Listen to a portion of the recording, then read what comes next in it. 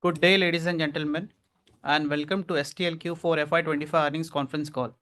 My name is Kunal Boite from UI Investor Relations. We are joined by Ankit Agarwal, Managing Director STL, and Ajay Jhanjari, CFO, Optical Networking Business at STL, to walk us through the Q4 results and to answer any questions that you may have. Please note that all the participant lines are in the listen-only mode, and there will be an opportunity for you to ask questions after the presentation concludes. You can download a copy of presentation from the company website, that is www.stl.tech. Please note that this call is being recorded. Before we proceed with this call, I would like to add that some elements of the today's presentation may be forward-looking in nature and must be viewed in the relation to the risk pertaining to the business. The safe harbor clauses indicated in the presentation also applies to this conference call. I now hand over the call to Ankit Agarwal for opening remarks. Over to you, sir. Thank you, Kunal. Good day, everyone. Thank you for joining us for our Q4 FY25 earnings conference call. As we advance to the next fiscal of FY26, directionally, our strategic priorities remain the same in the optical networking business. Some of the key strategic priorities for FY26. Our focus remains on driving growth by increasing market share in optical fiber cables and improving our connectivity attach rates. To achieve our goal of generating significant revenue from data center enterprise segments, we will accelerate the development of comprehensive data center product suites and tap a vast potential in this market. Additionally, we will sustain our efforts to drive technology and cost leadership in the optical domain. As we build STL Digital, our vision is clear: to be consciously investing in both technology and domain capabilities. This means not just keeping pace with the digital world, but thoughtfully choosing where and how we must grow with purpose and precision. At the same time, our focus remains firmly on profitable growth. We are not chasing scale for the sake of it. Instead, we are driving sustainable long-term value for our customers, our partners, and our teams. Every step we take is guided by a balance of ambition and responsibility to build a digital business that lasts. We stand before you with immense pride as we reflect on a moment that went far beyond our routine operations, a moment defined by service, courage, and nation building by our stellars. During the recent strife in Jammu Kashmir, our stellars took on a critical mission to restoring the Army's fiber communication network. Every team member behind the scenes showed unwavering commitment, ensuring seamless connectivity under the toughest conditions and risks, rising to the challenge not just as professionals but as patriots. And to everyone involved, we thank you, we salute you. Your resilience and dedication makes STL and the entire nation proud of you. At STL, we believe in leading with responsibility, creating more connected and inclusive world. Since FY19, our initiatives in education, women empowerment, healthcare, and sustainability have positively impacted millions across India.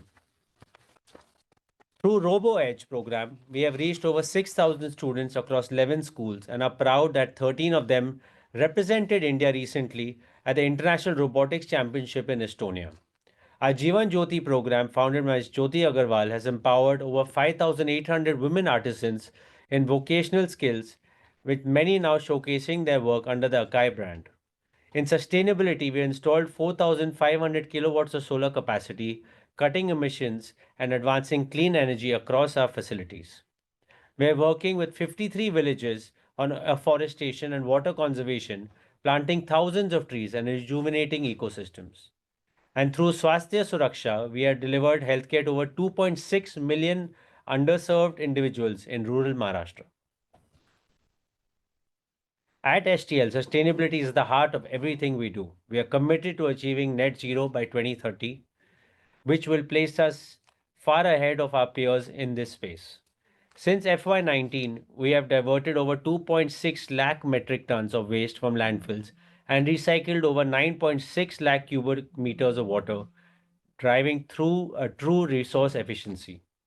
We are proud to be the world's first optical fiber manufacturer certified for zero liquid discharge and zero waste to landfill. And we've also collaborated with Hygenco to supply green hydrogen to our manufacturing facilities. Aligned with 16 out of 17 UN SDGs, we've positively impacted over 9 lakh lives and earned over 100 plus ESG awards, a testament of our commitment to a sustainable and inclusive future. In the following slides, we'll showcase our optical networking business and our focused journey towards becoming one of the top 3 global players in optical connectivity. We are clearly at a pivotal moment in time where three major investment cycles, 5G, FTTX, and data centers are coinciding and creating unprecedented opportunities for infrastructure growth across the globe. Starting with fiber to the X, despite a slight global dip, North America is scaling from 39 million to 65 million kilometers fiber by 2028. Over 100 million US homes await fiber. In India, Jio and Airtel are driving growth via 5G, fixed wireless, and bundled broadband. The revenue potential for the telecom operators is between 11 to 15 billion dollars annually. In data centers, optical cable demand is set to rise over 26% in 5 years.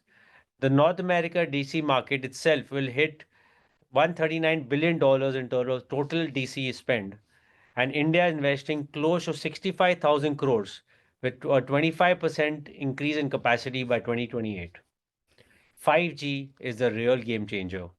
The target globally is expected to have about 6.3 billion subscriptions by 2030 and covering over 67% of mobile users. 80% of the mobile data will ride on 5G, and you will have over 3.6 billion users with just standalone 5G. The driving forces clearly are data centers fueling long haul fiber demand. The big tech will invest over $100 billion by 2030. And as the government pushes to connect rural India and rural America, just in India, we expect $2.5 billion of BharatNet Phase 3. And in the US, there's over a $42 billion program for BEAD. Further, we will highlight a transformative opportunity that stands before us.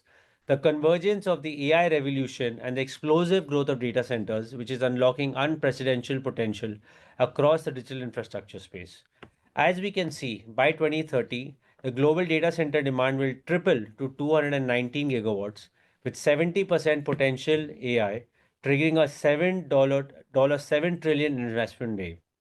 India is also rising fast. We're doubling our capacity to 1.8 gigawatts by 2026, becoming a digital powerhouse.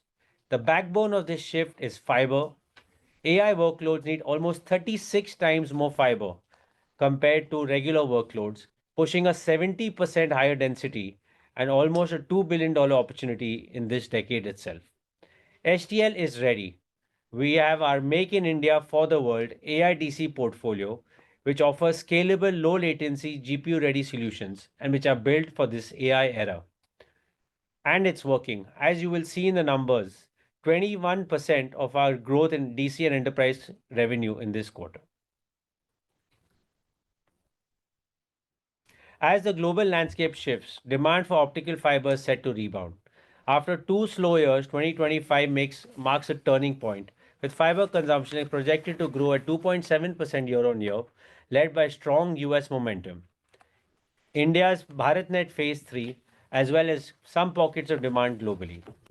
The medium-term outlook is even stronger. Excluding China, global demand expected to grow at almost 8.2% CAGR, with North America clearly leading the charge, driven by AI infrastructure, data centers, and the federal programs that I spoke about, like BEAD.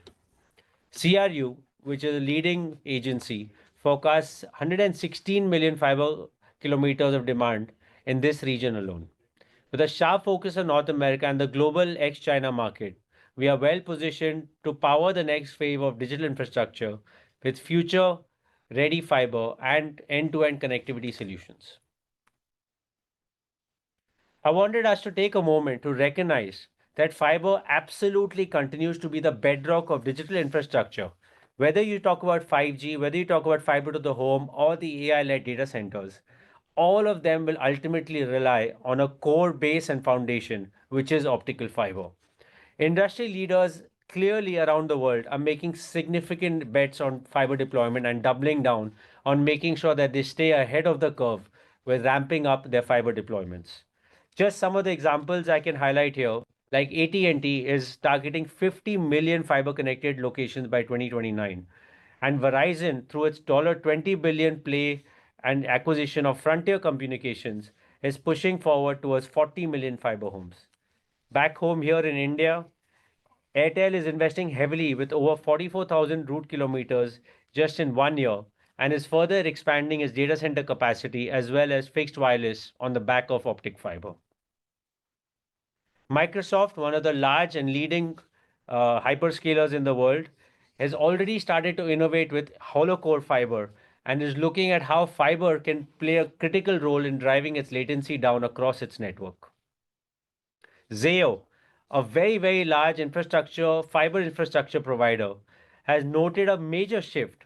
It has clearly talked about its long haul fibers, which have jumped from 8 to 12 fiber counts in a cable, to moving to 144 to 432 fiber counts in just 12 to 18 months, all of it on the back of demand for AI.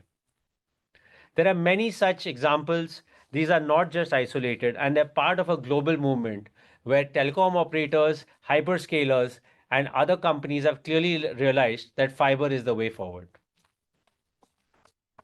I'm also proud to share that STL is pushing the frontiers of technology and innovation. We have achieved many global firsts, launching India's first quantum secured network with multi-core fiber to pioneering green hydrogen and developing the world's slimmest optical fiber at just 116 microns. Our innovation engine is strong with 740 patents and 76 new filings in just this year alone. We're building next-gen capabilities with hollow core fiber and AI-driven fiber sensing. Our commitment to excellence is recognized with national awards for impactful IoT solutions, social compliance, and health and safety excellence. We are making global impact with BABA compliant products from our US facility and Make in India solutions, which are also creating European traction, made in India and made in Europe for the European markets. From expanding our optical and copper connectivity portfolio, earning praise for India's telecom minister for our AI-led data center innovations, STL is well set up for the future. As per CRU data, we have maintained our stable 8% market share in the global OFC market outside China, a strong foundation as we work towards regaining more ground.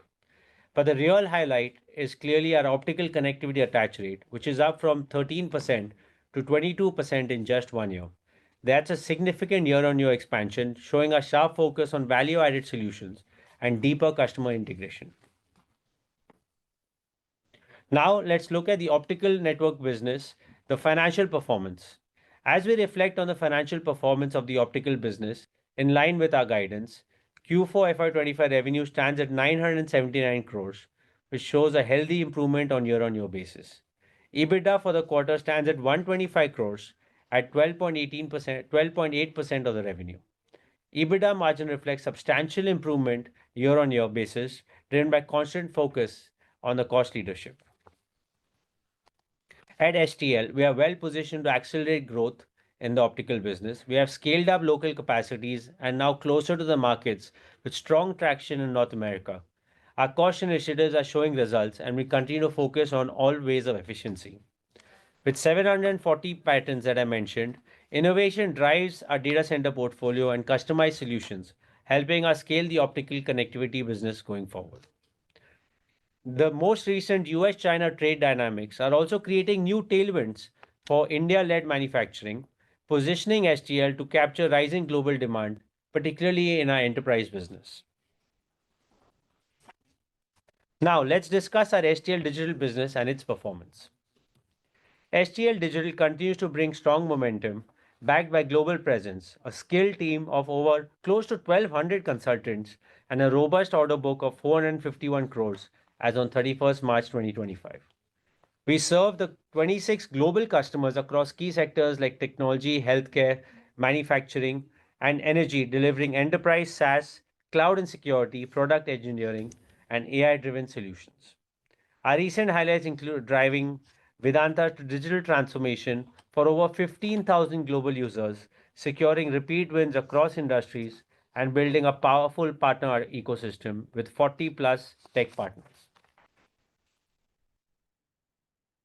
Despite a subdued industry environment, we delivered a strong performance in Q4 FY25, maintaining revenue of 78 crores Our sharp focus on profitable growth is paying off. STL Digital's EBITDA stood at a positive 5 crores in Q4 25. We remain committed to this trajectory and confident of this momentum in coming quarters. Let me now introduce Ajay Jhanjari, Chief Financial Officer of STL's Optical Networking business. Ajay is a chartered accountant with nearly 15 years of experience across fundraising, capital allocation, M&A, treasury management, and business partnering. He began his journey as STL as a management trainee and gone through multiple leadership initiatives and heads finance for one of STL's core verticals.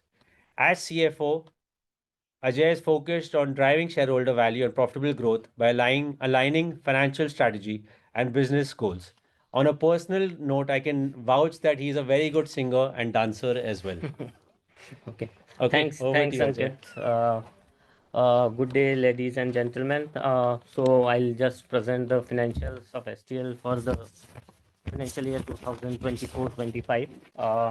What we can see here is, you see, the year started on a note wherein we were low on the EBITDA margins, which were around 44 crore, all-time low of at around 5.2% against our revenues. With the conscious efforts on cost sides, because we were aware that there are some tailwinds in terms of the requirement of our products, we focused a lot on our cost, and along with slight market improvement, what we can see is our growth to the EBITDA numbers of 146 crore. So from the 6% EBITDA numbers for the last quarter of the previous financial year, we could grow it up to 14%. So that is commendable, and going forward also, how we are seeing this is that is going to be better than this. On the continued operations, we have also been at break-even or slightly positive on our profit before tax. In Q4 of FY25, we made strong strides with key global wins. We re-entered with a major US customer for high fiber count OFC solutions after a year and secured large orders from a leading OSP in America for OFC and optical interconnect products, boosting regional traction. STL Digital also signed a major tech outsourcing deal with a top Indian conglomerate and continued repeat engagements with a leading Indian networking player. Our revenue mix remains robust, with EMEA rising to 55% of total revenues and India climbing to 20%. Yeah. Coming on to order book, so our order book is at a healthy state of around 4,378 crore for the quarter. It too is down in comparison to previous quarter because of the less long-term orders we were booked for spot. What I can tell you is that going forward in Q1, we are looking for a very good traction in our order book. Our order book spread is 667 crore for the Q1, because majority in our Italian subsidiary and all, we always have spot orders. And going forward for the next 9 months, it is around 3,710 crore. We have provided the abridged version of our reported numbers for our review. The net debt for this business now stands at around 1,350 crore, with a debt to equity ratio, with a much improved debt to equity ratio of 0.68 times. I would like to tell you that the numbers which we are seeing here is after the demerger, which has happened on the record date of 31st of March 2025. So all the P&L numbers are reflecting numbers of ONB plus digital, and services numbers will be reported separately in their board meeting. Talking about the demerger status, the shareholders and creditors of STL India approved the scheme of arrangement in the meeting held on July 10, 2024. Following this, the demerger petition was filed, admitted with NCLT during October 25. The final hearing date was January 30, 2025 with NCLT Mumbai bench. The final approval is received, and the resulting company STL Networks Limited is now a separate entity effective 31st March 2025. We are in the process of listing of the resulting company shares. We expect to make it happen by June, and depending on the approval processes, it may likely to extend maximum to July. Sure. Yeah. Over I'm to happy Ankit. to share the successful completion of significant milestone of our journey, the strategic demerger of STL's global services business into STL Networks, effective March 31st, 2025. This move aligns with our goal of portfolio simplification and sets the stage for focused growth in each of the businesses. The demerged entity will now operate under a new and powerful brand identity Invenia. With this rebranding, Invenia will concentrate on delivering large-scale digital infrastructure ecosystems, making a bold step into the future. We're also proud to announce the appointment of Mr. Pankaj Malik, a veteran in the industry, as the CEO of the STL Networks. His proven leadership and execution expertise positions us strongly to accelerate growth in the next phase. The shareholders of STL Networks have received a one-to-one share entitlement based on the holdings as of April 24th, 2025. Together, these developments mark a new era of innovation and opportunity under the Invenia banner. As we move forward in our transformation journey, I'd like to highlight the key focus areas across our core business segments. Starting with the optical business, our mission is to achieve technology and cost leadership and secure a spot in the global top three. We're targeting increased sales in focus markets, boosting optical connectivity attach rates, and expanding our data center product portfolio rapidly. In the digital business, our direction is to grow revenue while maintaining a strong focus on profitability, ensuring sustainable progress. Each of these focus areas aligned to deliver value, innovation, and long-term success for all our stakeholders. With this, I now hand over the call back to Kunal. Thank you, Ankit. Ladies and gentlemen, we have now come to the end of our presentation and we shall move to the question and answer session. Please note that if you want to ask question, you can click on the raise hand button and we shall take your question one by one.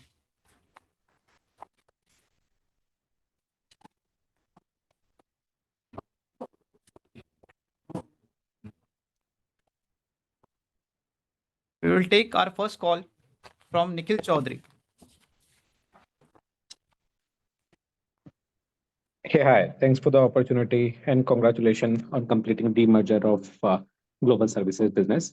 Ankit, first one on the impact of tariff. It's been 1.5 months since US administration imposed tariff globally. Even after rolling back, it remains at 10%. We've seen when Europe imposed about 12%, 13% tariff on Stellite Tech last year. Well, we were able to manage our market share, but I think profitability took some hit, right? And given US itself have some capacity in optical fiber, do you think this 10% incremental tariff on India will have some impact on Sterlite Tech? Yeah, thank you, Nikhil. So I think you're spot on. We've been working. Let me come to the Europe part. There is an appeal that we have filed as well with the European Commission. So that will take its own due process. Could be a year, 2 years process. But we definitely believe on our own merits that we should not be facing any duty in Europe. So that's something that we'll continue to work towards. What we have done, of course, and continue to work on is to continue to look at our cost structures, whether it's in India, but especially in Italy and the US, to really make sure that as we are increasing our supply from our local facilities in those geographies, we are making sure that we are more and more cost competitive. So that's going to be ongoing work even through the course of the current year. What we have definitely seen is actually a pretty positive movement. We are continuing seeing interest from our customers in the US, current and new, who are interested in both sourcing from our US facility, but also are open to sourcing from India. So that balance will continue to happen. And we continue to believe that as the market demand scenario in North America improves, then also we'll be able to pass on some of these costs onwards to our customers. I think all of this will play out broadly in the next 1 to 2 quarters. Of course, the 10% itself is there currently for 3 months. Let's see how that gets played out. One thing we have seen, and I called that out earlier, is that especially some US customers who are dependent on certain products on the enterprise side and copper side, etc., who were single source from China or majority source from China, they are definitely seeing STL as an interesting opportunity to partner with for some of their large requirements. Got it, Ankit. Second one on growth recovery. I think, Ankit, we have lost some market share globally from, let's say, 11% to 8% now. Do you have any timeline in mind where we can get back to that particular market share, especially in context that, so what you have mentioned that we are seeing some demand recovery. Although, Ankit, we are yet to see those recovery in order book number. So any color Yes. there as well. Yeah, absolutely. So I think, look, broadly, we are very well set up with our capacities. You're familiar with all the capex we've done over the last several years, and broadly, we've been operating at that about between say 40 to 50% utilization. So I think all the investments are done. We're working pretty well on our product portfolio. The US facility is now up and running well. So I think all the base is now well set for us to, as this demand is now starting to come back, I think we're very well placed to increase our utilization. And as you've seen that as we just go back from say 50% utilization to 70% utilization, our EBITDA margins will basically go from about 14% currently to about 20%.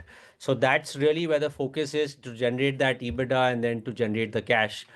From a market share perspective, I think definitely we will look to increase our market share globally. I won't comment on specific targets, but I would say that we are committed towards that vision of being top three in the world. I think, that'll take us probably somewhere between 3 to 5 years, but that's really where we want to get towards. Uh, just a small one, Ankit. The last one on BEAT project. I think new US administration has made some changes in BEAT program. Do you think these changes will lead to further delay? And moreover, more or less now looks like BEAT demand will flow in CY 26. Yeah, I mean, I would say that it's really a lot of things happening in parallel, as you can imagine, in terms of the legal side, in terms of discussions happening with various stakeholders. What we understand broadly is that there is conversations around when does the beat finally get formalized, when does it start getting rolled out, and how much of it is fiber versus say wireless or satellite. So all of those conversations are happening. I think in principle there is a push also as well to take it forward and conclude it. From our own business planning perspective, we're largely seeing this as probably a Q4 this year or a Q1 event next year. So we're not in from our planning perspective, we're really looking at our current customers and new customers to drive the growth. One positive thing also that we do expect is that the permitting process in the US will start getting simplified under this new regime, and that could actually also help then accelerate both regular build out as well as government funded build out. Got it, Ankit. Thanks a lot and good luck for connecting. Thank you. Thank you, Nikhil. Dear participant, we would request you to mention your organization name along with your introduction. We'll take next question from Bala Subramaniam.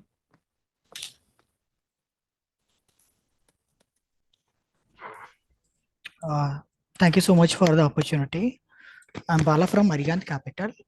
Sir, my first question regarding data center side. Earlier, you have mentioned about 25% of revenue is expected from data center. I just want to understand what kind of products we are having, what kind of launches in upcoming years, and what is the strategic focus on data centers. And if you could share some lights on that demand and supply side for especially our products and data center. Yeah, I think, Bala, thank you for the question. We'll be able to only share some information at this stage because we are still, I would say, in advanced stages of building out our product portfolio. I think what we're really looking at is how do we build an end-to-end solution on the passive connectivity layer for the data centers. We have already worked on and built a good portfolio for inter-data center connectivity, which is connecting data centers within a campus. We are now working on technologies and portfolio for within the data center. I think that's something that's a very exciting opportunity for the company. And as I've shared in the last few calls, this is something that we are prioritizing on how to build up the portfolio, probably start with a few geographies and then also take it global. This is a market which we definitely believe will continue to grow over the next 5 to 10 years globally.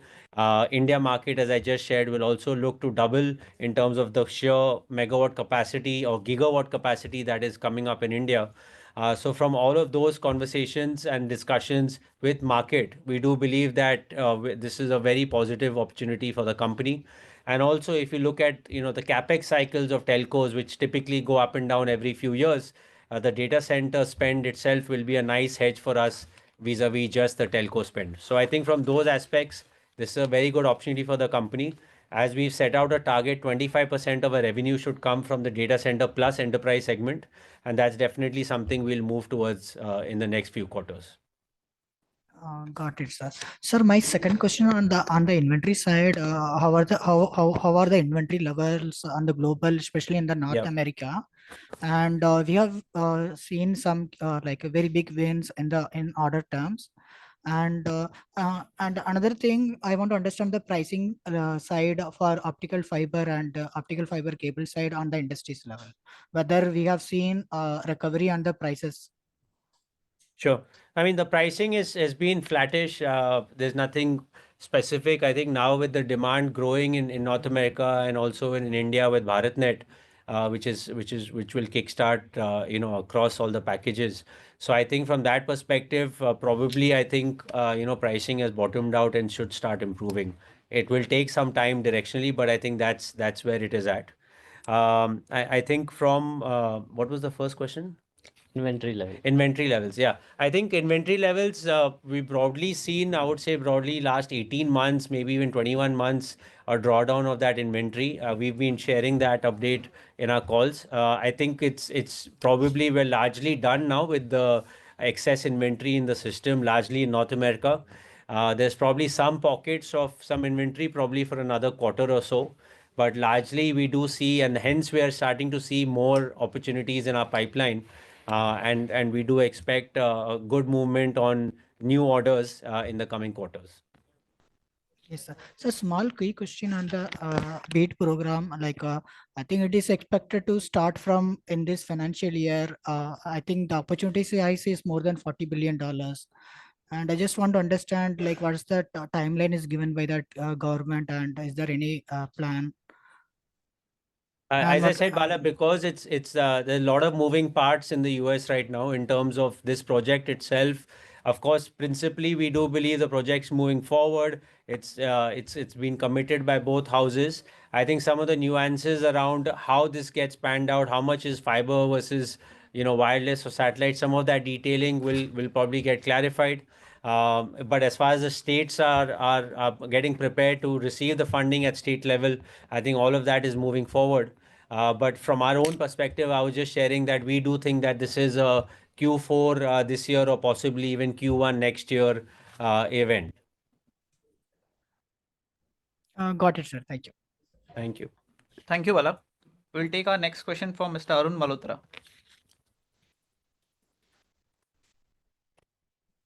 Yeah, thanks for taking my question. This is Arun from CapGrow. I think a lot of my questions have been answered, especially on the margin front and the pricing. Would still like to understand, you have given a lot of demand factors in favor of the industry, especially the 5G, the AI, the data centers. What is the supply side scenario? That's one. And where do you see the pricing? Because we have not seen the prices going up. So the margin from 13 to 20%, does that capture the price rise, or is it just the operating leverage which you are factoring in?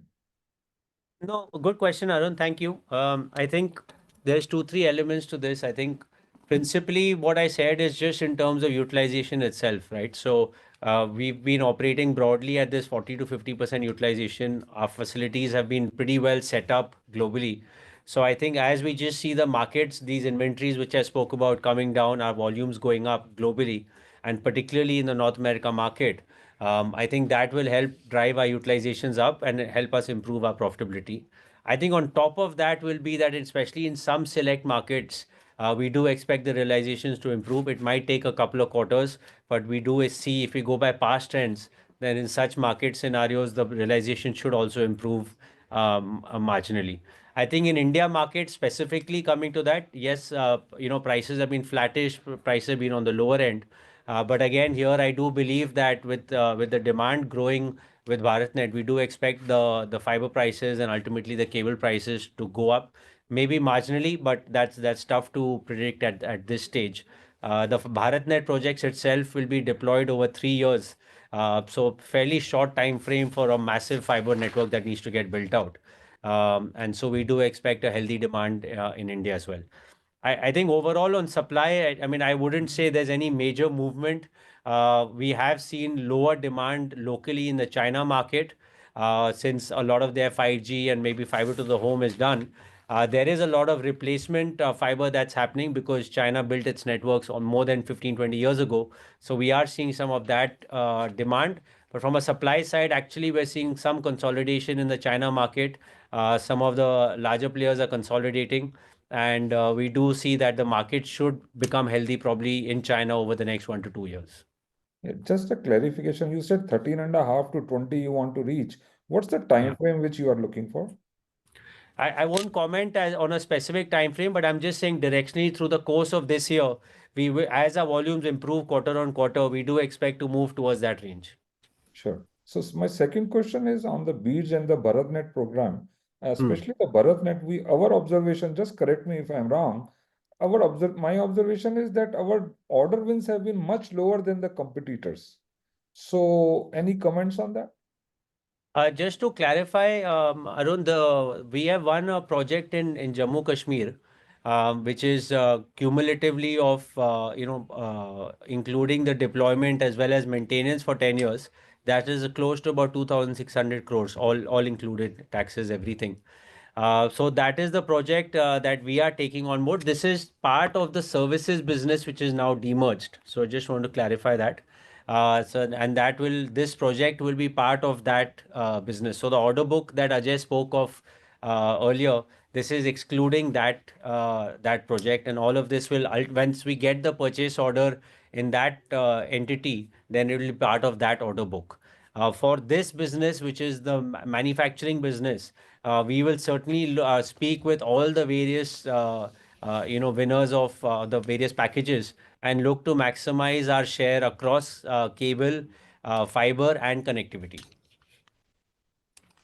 Sure, sure. And lastly, on the debt part, what are the plans to reduce the debt? Okay. So, see, if you see the last years, we have improved our leverage ratio significantly. As on now, our debt to EBITDA ratio as on 31st March 25 stands at around 3.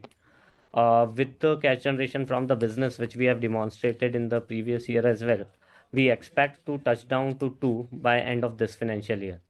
And the major driver for this would be the cash generation, which will earn from the business by increasing our EBITDA margins by the better utilization of the capacities. Sure. And lastly, is the management concerned about the share equity returns for the minority shareholders? Because if you see, you are being the leader in this segment, 8% global market share, but the equity returns for the minority shareholders have been pathetic. Any comments there? Yeah, so see, what we believe is that there is a lot of value in this stock, and once we start improvising on our margins, it will definitely start reflecting. In order to generate that consistent shareholder value, what we are doing is that we are focusing to grow our optical business and build STL Digital. One target to have an attractive leverage ratio. So we have already planned and we are on the target to deliver net debt to EBITDA below 2, which is going to work significantly well. I would also like to update you that in the last year, we have prepared ourselves for the better markets and better capacity utilization. So we have done a lot of things on our cost side. Now it's a time when the market starts picking up, our margins will automatically grow further, which will help us in creating a lot of stakeholder value. Sure. Thank you and good luck. Thank you, Arun. Thank you. We will take next question from Ranjay Popli. Ranjay, please. Right. Thank you.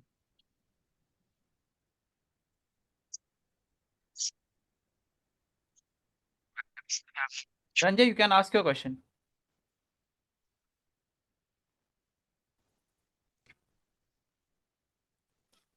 Ranjay? Am I audible? Yes. Hi, thank you for the opportunity. I just wanted to ask a question regarding international peers, especially in US. They've mentioned in their calls that the inventory digestion has taken place and they're seeing good demand particularly in the US. So any comment on that? Yeah, absolutely. And that's exactly what I shared earlier as well, that we have seen probably it's taken 18, 21 months or so for the excess inventory to come out of the system. I think most of that is done probably, this quarter or so is what's where we see this. But we are already seeing in our pipeline of opportunities, whether there are more opportunities coming for STL, both for supply from our US facility as well as from India. So that is definitely aligned with what we are seeing as well. Okay, thank you. Thank you, Ranjay. We'd like to remind our participant that if you wish to ask question, kindly click on the raise hand button and we shall take your questions. Next, we will take question from Saket Kapoor.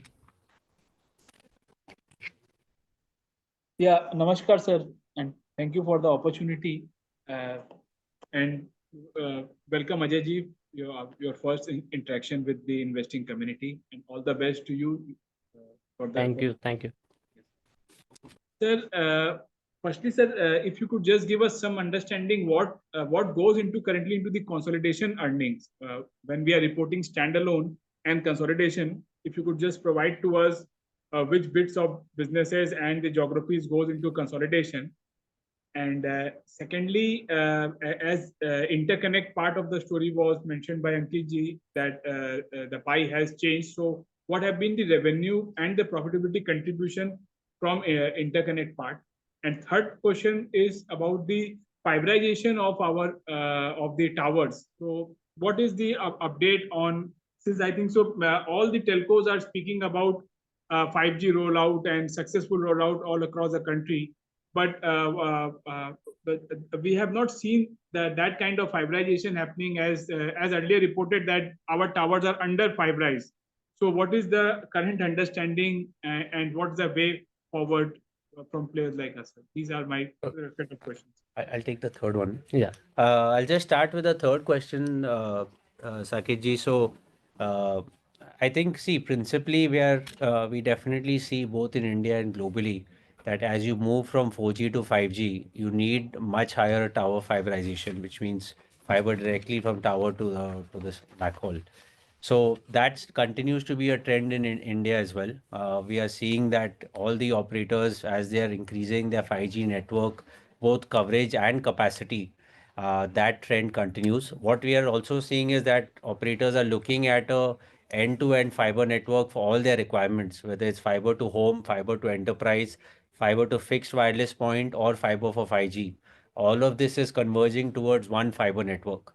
So we continue to see, I would say, a reasonable amount of fiber getting deployed by the telcos. I think, as I said, the next big kicker will be the BharatNet phase 3. What has been launched so far is by the central government. On top of that, we also expect a few more states to launch their own BharatNet phase 3. So I think there will be multiple opportunities which ultimately will take the fiber to every village in India. What we ourselves are taking responsibility for in Jammu Kashmir will be to take fiber to every village in Jammu Kashmir. So I think this is a good opportunity for the country, great service to the country. I'll ask Ajay for the other two questions. Yeah, so on your first question regarding consolidation, so I would like to make clear that we demerged on 31st of March 25. So the financials, the P&L piece of service business will be reported under the new entity, which is STL Networks Limited. We are going to schedule a board meeting for that as well, which is more likely to happen in next 2 to 3 weeks. And therefore the financials which you are seeing currently consists of optical networking business and our digital business. Hope it answers the question. No, sir, my point, sorry, sir, sorry to interrupt you. My point was for the optical network business consolidation, we see revenue of 979 crore, and when we look at the standalone numbers, they are lower than that, and even the losses they are higher. So I think so. These are carved out number only for the OBM business. So because in our consolidation there are multiple entities which operates outside India. So we have our wholly owned subsidiary in Italy, which is Metallurgica. Then we are having our own plant in US, which is STI US. and then we are having our one plant of draw in China as well. So that is why you are seeing different numbers in consolidated numbers and standalone numbers. I would also like to remind you, like 70%, 75% of our ONB revenue comes from the international market, and therefore these factories are set up there. Correct, sir. So going ahead, sir, if we could just provide that split also, so we can get the understanding how the other geographies are also performing. That would have been better. And What we do, Saket, is actually give you a revenue split. We Okay. don't provide more information for competitive reasons. Correct, sir. And next question on interconnect, sir. Yeah, you were Yeah. answering. I interrupted you. So on interconnect, like you must have seen, we our attach rate, which was 13% in the last financial year, has increased to 22% in the current financial year. This interconnect business, we are very optimistic upon. It has shown a decent growth in the last financial year, almost increased by 30%. And this is a very profitable business with a better ROC. And what we are doing right now is to expand it further in the other markets where we were not supplying it earlier. So we are very optimistic on it. We are also in process to evaluate whether we need to spend some amount on it on the R&D activities to grow this business further. Thank you, Saketji. We'll request all the participants to restrict the question to one, so everyone gets an opportunity. Next, we'll take question from Harshit Khadka.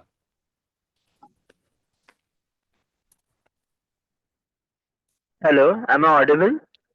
Yes. Yes. So, sir, thank you for the opportunity. So, sir, what kind of revenues are we expecting from BharatNet in FY26 and 27? Arshit, again, this is just to clarify, from STL perspective, we are looking at the manufacturing of the cables, the fiber, supply of fiber to other cabling companies, as well as the connectivity products. I think it's still early for me to give a specific forecast in terms of the market, in terms of the demand, as well as then what share we can take. From my perspective, basically, as I said, this is a 3-year deployment, which will kick off soon. There are some packages which have been awarded already, some packages still to be awarded. So I think that will take a little bit of time to clear all that out. Once the people have been awarded the package, then we will be negotiating with the various winners. We have our own consortium partners, and we'll be negotiating with them to see how we can best serve them. Clearly, our intent would be to have a good market share across the packages, including the package that we have won in Jammu Kashmir.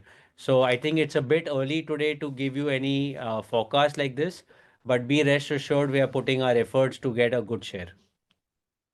All right, sir, thank you. Thank you, Harshit. We'll take next question from Aditya Jhawar. Requesting participant to mention their organization name as well. Yeah, thanks for the opportunity. I'm from AK Investments. Firstly, I would like to say to the management that as investors, we are going through a lot of pain, STL Tech from last, 5 to 6 years. And now we have demerged as a company. Now I understand this will be a manufacturing part of STL, where we are having currently optical fiber and optical thing, which is utmost commodity when we say, because the prices doesn't, it is a global thing, right? So as an investor, how do you see we are shaping STL Tech going forward? That is my broader question. We'll be focusing on the manufacturing part, building hardware manufacturing, or because when you see Tata's or HFCLs, right? They are the late entrants in this market, and they are capturing the market share. And we being the pioneers from last 20 years, and in the last 10 years, we have been burning cash, thousands crores of writes off, and we are going through this pain. So how will you take up the responsibility, Ankit? That is my first question. Good. Just to clarify, there wasn't any 1,000 crores of write-off. I just want to clarify. But on a serious note, I can. R&D investment. Yeah, but okay. Yeah. I just want to fully appreciate that we are all accountable as leadership and management to create value for our shareholders, and be rest assured that that's what we're fully committed to. To just reflect a little bit on our journey, we've over the last 3 to 4 years actually shut down several businesses, including we had looked at wireless solutions, we had looked at OSS, BSS solutions, and many others, which we have been exited. Some businesses we've also been able to sell and bring the cash in.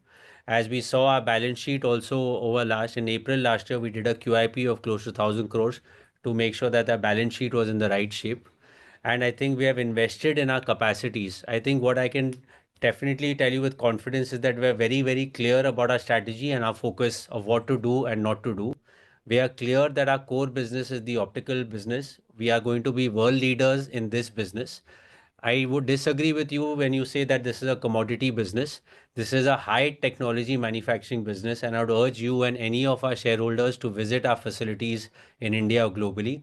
It is truly cutting edge technologies that we create, and along with our optical connectivity and now our data center portfolio, which is coming up, our whole thought process is to compete and be the best solution provider for our customers. We truly believe that we will win on technology and we will charge a premium for our solutions for the value they offer to our customers. That's really the thought process. We believe that this can help us drive better profitability, and also we will be very focused on generating cash and reducing our leverage going forward, as Ajay said. So that is the commitment from our side. That's where our focus is. And we are really looking forward, as now that we see the market conditions also improving. How do we make sure that we get the right market share at the right pricing and also generate cash? Thank you, Great, Aditya. great, Ankit. One just we'll follow up. take- Just one Aditya, I'll follow up. request you to come back in the queue for the follow-up. We'll take Okay. next question from Pratap Maliwal.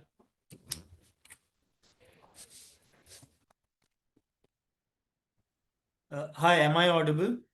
Yes. Hello, Yeah, can you you are hear audible. me?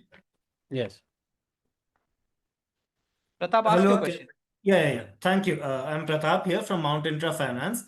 I just wanted a clarification regarding your statement on the Chinese market and the demand that maybe there's lower demand in China and you see that's kind of stabilizing. I just wanted some more color on that and how that affects our business in particular. Is it that because of lower demand, because China is a large producer, they placed into dump more in the international market and that kind of eats into our share, or what is the outlook here on the Chinese market? Please clarify.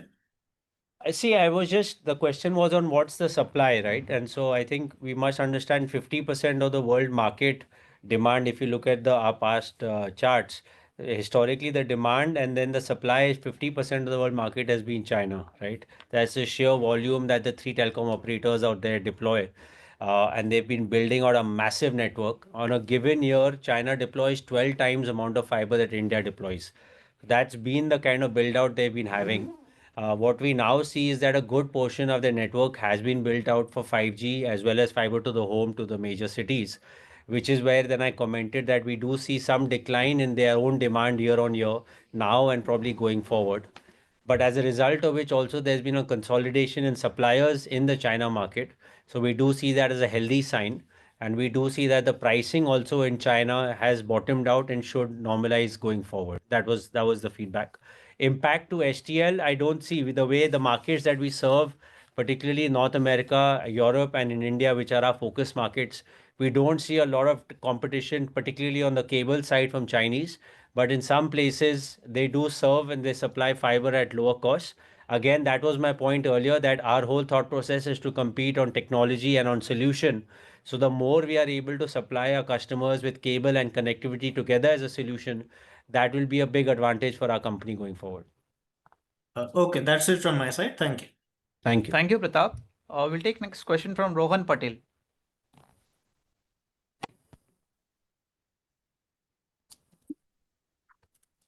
Hello, am I Rohan? audible? Hello. Yes, Rohan, you're audible. Yeah.